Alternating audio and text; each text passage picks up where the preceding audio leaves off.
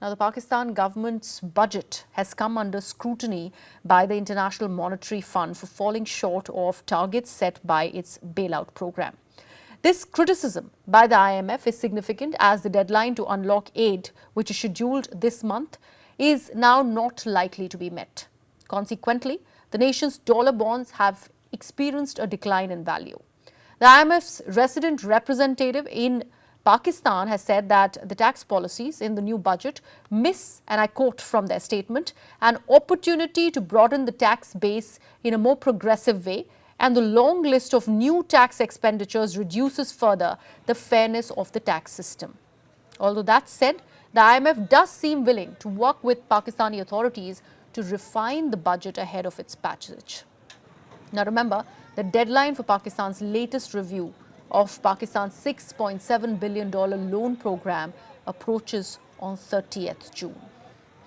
Let me bring in my colleague Siddhant Mishra on this. Siddhant, it does look like a troubled territory for Pakistan. The bailout that IMF was about to give Pakistan, now there is a problem with the budget. How do you think Pakistan, the authorities are going to work their way through it, considering they are getting some sort of a relief from IMF, where they are saying that their reps can work their way and work with them as far as the budget is concerned?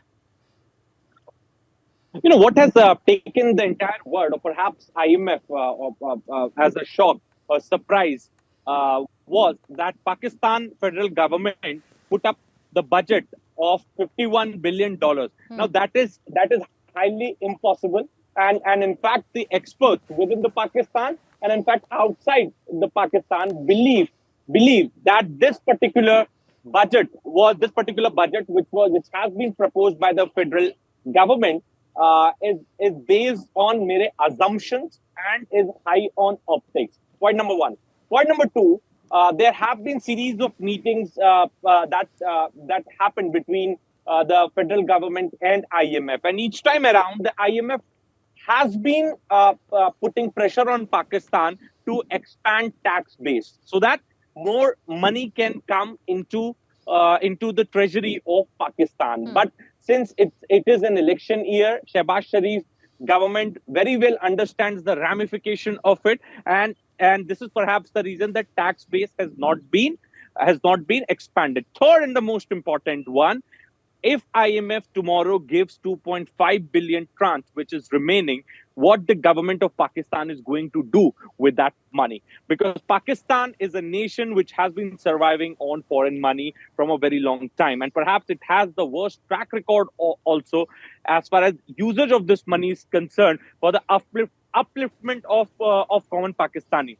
So that particular plan is also not in place, or perhaps IMF is not convinced with the plan that federal government is pitching to IMF. And this is perhaps the reason that this time around again, there's a high possibility that IMF will not agree to the pitch that federal government is making to it. And you know, there's a high possibility of IMF not releasing not a single money anymore. Also, Moody's predictions say that most of the agencies of Pakistan, or perhaps the institutions in Pakistan, are going to get default.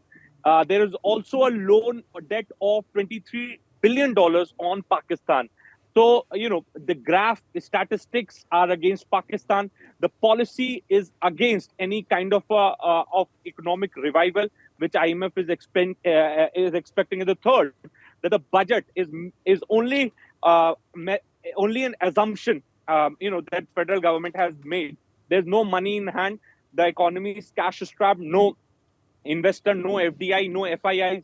Despite that, they have come up with a budget of $51 billion, which is perhaps a surprise to the World Bank, IMF, and all these financial institutions.